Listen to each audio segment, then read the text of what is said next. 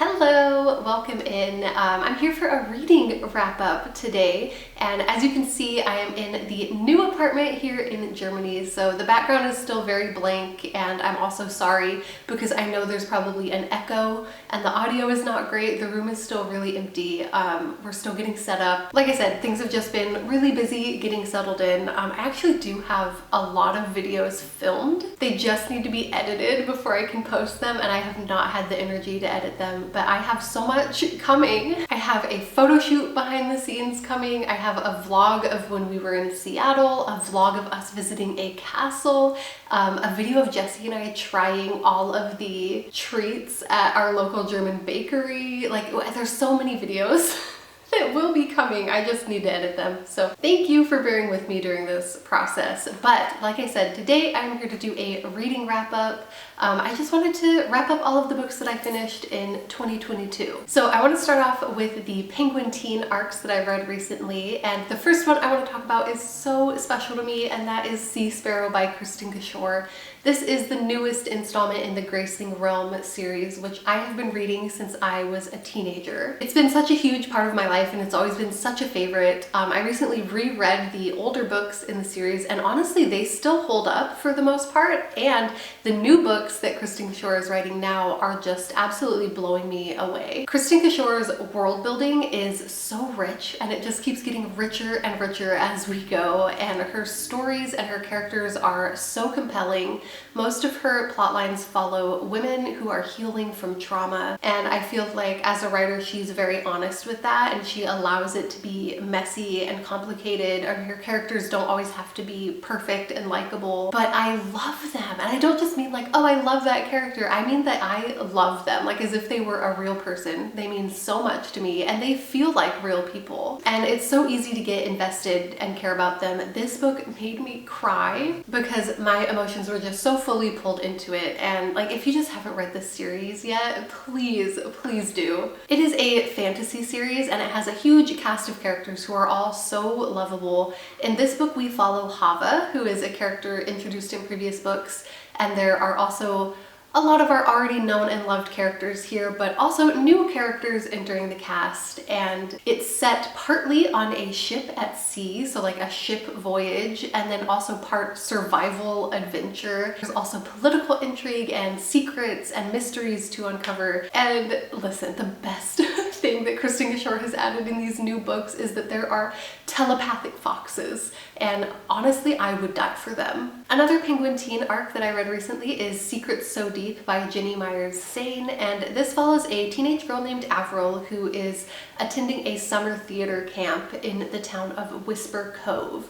And Whisper Cove is a town that she has very deep connections to because her and her mother spent a summer there when she was a toddler, and that summer her mother drowned in this town. And Avril hasn't been back there since, but she's always felt like something isn't quite right with the story of her mother's death, and she just wants to go back to the town and see if she can learn anything about the truth of what happened when her mother died. So I kind of thought that the first half of this book was a little bit lackluster, like I wasn't really getting into it. It mostly follows Avril at theater camp and this romance that she's having, and all of the like spooky things and mysterious things that are happening, they're kind of pushed to the side and they're not really explored in the first half of the book, and I thought that it was a little bit dull to start out with. But about halfway through, once the mystery and thriller elements start kicking in, it did start moving very fast, and it did have me pretty hooked at the end. So I would say that overall it was a pretty good YA mystery thriller, and if you're looking for something like that, there's definitely worse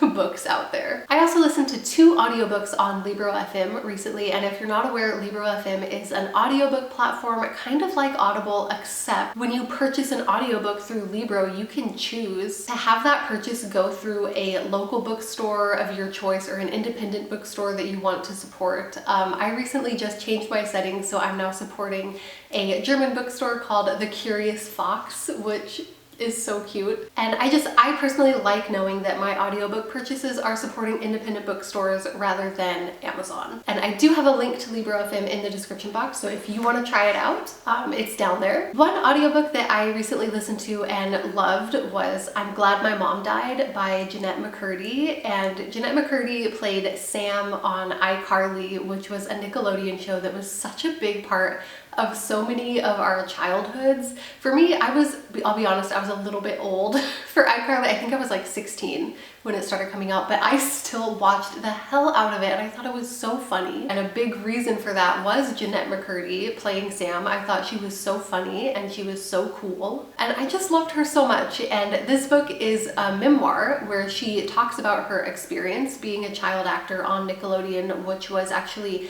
incredibly abusive and exploitative. And she did not want to be doing it at all. She was actually forced into acting by her mother. And this book also talks about her relationship with her mother, which was also incredibly abusive and exploitative and complicated. Honestly, it was a really intense book. I would say definitely look up content warnings if you need to. Some of the stuff was really, really hard to read, and that made me like sick knowing that she was going through this and being put through this all those years that she was making me laugh as my favorite character on iCarly. And I'm really glad that I read it, and I'm glad that Jeanette is able to tell her story. And of course she does it in her own amazing way with lots of laughter and lightheartedness mixed in. And she narrates the audiobook herself. So I think that that's definitely the best way to experience this book. And I think it's definitely worth the read, especially for those of us who grew up with Nickelodeon and iCarly. The next audiobook that I listened to was The Women Could Fly by Megan Giddings. And this is set in our own modern day world, but there's a few like dystopian tweaks. Basically, women are still able to be accused of witchcraft, and because of that, women are very oppressed and monitored and controlled. And of course, like anything, this is especially worse for Black women. And our main character is a Black woman who is under even more particular scrutiny for witchcraft because her mother disappeared mysteriously when she was a child, and there's a lot of suspicions and rumors that her mother was a witch. So in this book, we're following Josephine as she lives in a world that sees her as a threat and sees her as an other because she is a woman, because she's a Black woman, because she is a queer woman, and she's navigating the effects that that oppression has on her life and her relationships, her friendships, her family, her memories of her mother, just everything. I really, really like this book. I think that it hits the way a dystopian should hit, and it really makes you think about the way our society treats women, especially women who are not white. And it does so through a really interesting and fantastic story. And the audiobook is beautifully narrated as well, so I definitely recommend that. So some other books that I have recently picked up. First of all, I read Between Despair and Hope, which is the sequel to Between Wrath and Mercy by Jess Wisecup.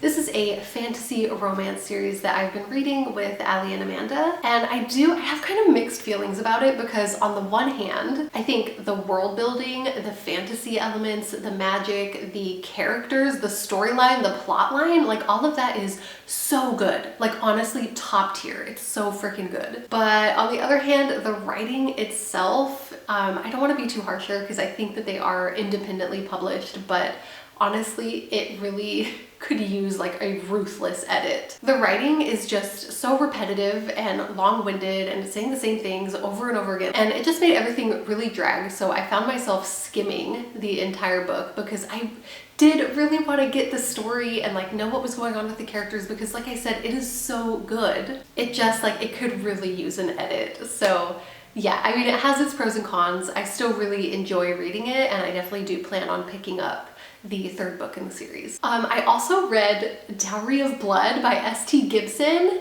and I freaking loved this. This was so incredible. I read it so fast, I could not put it down. Basically, this book is a letter from Dracula's first bride, Constanta, to Dracula, where she's kind of looking back on their relationship over all of the centuries that they've been together and what that experience has been for her as someone who he saved from death as a medieval peasant and turned into a vampire and who he's been keeping as his bride ever since. And I think that this was so interesting because it's actually a really poignant exploration of domestic abuse, especially the less physical aspects of that, like emotional abuse and financial abuse, social isolation, degradation of self-worth, like all of the things that an abuser uses to take control. And we see Constanta looking back on all of that from a point in time after she's already realized what all of that was and what was happening. And it was really such an amazing portrayal of that. Plus, it's about vampires.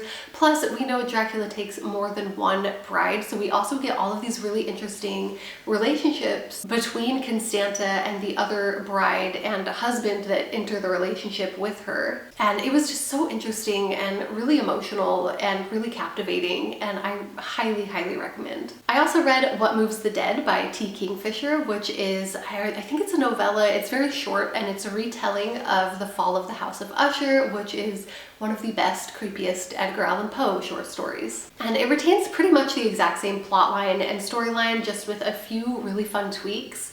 The main character, Alex, receives a letter from their childhood best friend, Madeline Usher, saying that she's really sick and she wants Alex to come see her. And when Alex gets there to the, you know, crumbling Gothic Usher mansion estate house, it's very clear that Madeline, something is wrong with her, something is wrong with her brother Roderick, something is wrong with the house of Usher. And I really liked this. I thought that it was a fun take on the story. It was a really short and easy read, and it definitely had all of the cool, eerie, Gothic vibes that you could want. Okay, and then I have to talk about this book that I didn't like, unfortunately. It's my own fault. I decided to give Riley Sager another chance and read Home Before Dark. I don't know why, like I hated Lock Every Door. I hated it so much, but I don't know, he just has so many books out and they all have such intriguing concepts and the covers are really cool and they all sound really interesting, and I couldn't resist. I got tempted into it and I didn't like this one either, and honestly it's my own fault at this point. This was my own mistake. Home Before Dark is a haunted house story, and I'm gonna be really completely honest with you. I felt personally, and this might just be me, I felt like this was just a absolute straight up ripoff of the Netflix adaptation of The Haunting of Hill House. And I know that like it's a haunted house story. There's only so much you can do with a haunted house. A haunted house story is a haunted house story.